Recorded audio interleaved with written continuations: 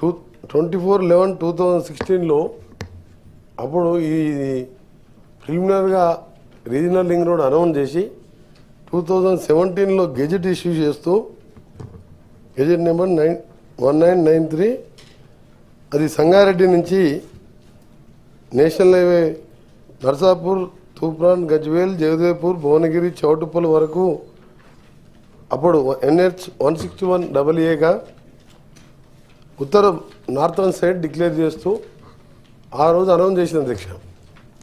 అని చాలా బాధాకరం ఏంటంటే దాని మీద అప్పటి ప్రభుత్వం దృష్టి పెట్టకపోవడం, అది అక్కడనే ఆగిపోవడం. ఆ తర్వాత మా ప్రభుత్వం అధికారంలోకి వచ్చిన తర్వాత మొట్టమొదటిసారి అధ్యక్ష, ఎందుకంటే అది అవసరం, ఎందుకంటే అప్పటికే మనం నిర్మించిన ORR కూడా ట్రాఫిక్ బాగా పెరిగిపోయింది. 1,00,000 వెహికల్ పర్ డే ట్రాఫిక్ ఆ రోజు అప్పటికి ఉన్నది. ప్లస్ ఇది ఫ్యూచర్ సిటీని డెవలప్ చేయాలి, ఇంకా కూడా ఎక్స్పాన్షన్ చేయాలి.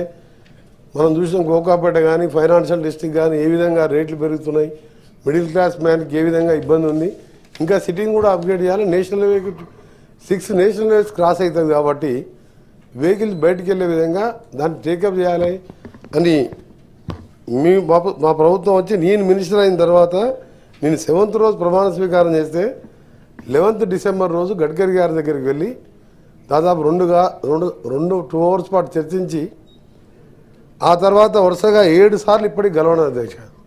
లాస్ట్ విజిట్ మన 11th రోజు కూడా దాదాపు 2 గంటల పాటు మా అధికారులతో కలిపి మా పార్లమెంట్ సభ్యులతో కలిసి దీన్ని వేగవంతం చేయాలి, దీని అవసరం దృష్ట్యా అని చెప్పి వారి కోరడం. ఇప్పటికే నార్థన్ భాగానికి సంబంధించి 5 ప్యాకేజీలుగా తీసి దాదాపు 7,100 కోట్లతోని టెండర్లు పిలిచే కార్యక్రమం కూడా జరిగింది.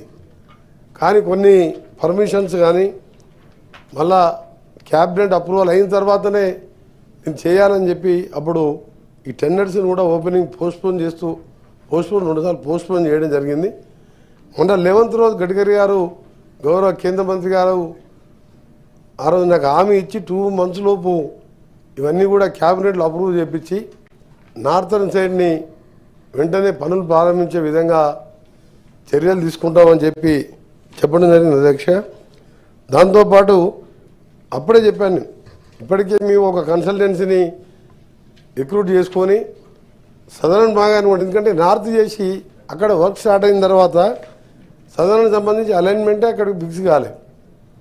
దాన్ని మేము ఇప్పుడు టేకప్ చేసి ఒక కన్సల్టెన్సీకి అపాయింట్ చేసి చౌటుప్పల్ నుంచి మళ్ళా దాని నుంచి వికారాబాద్ మీదుగా కన్నీ వరకు అక్కడ సంగారెడ్డి వరకు ఇది రింగ్గా ఉండాలని దానికి సంబంధించిన కార్యక్రమంలో చేపడుతూ మంత్రి గారికి గౌరవ కేంద్ర మంత్రి గారు చెప్పడం జరిగింది. సైమల్టెన్సీగా దీన్ని కూడా చేస్తామని చెప్తే వారు కూడా ఒప్పుకొని మీరు వెంటనే DPR చేసి పంపమని చెప్పి వారు చెప్పడం జరిగింది. ఎట్టి పరిస్థితుల్లో మాది ఒకటే ఆలోచన ఏంటంటే, గతంలో మేము దూరదృష్టితో ఆలోచించి ఔటర్ రింగ్ రోడ్డుని నిర్మించి ఒక ఛాలెంజ్గా నిర్మించి